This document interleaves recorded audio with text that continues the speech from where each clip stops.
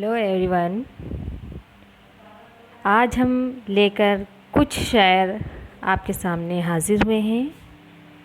मुलाहिज़ा फरमाइएगा और अगर आपको पसंद आए तो लाइक और शेयर ज़रूर करिएगा। अल्फाज के झूठे बंधन में, आगाज़ के गहरे पर्दों में, हर शख्स मोहब्बत करता है, हालांकि मोहब्बत कुछ भी नहीं।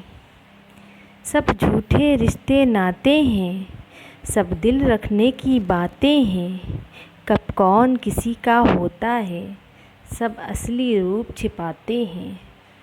एहसास से खाली लोग यहाँ लफ्ज़ों के तीर चलाते हैं।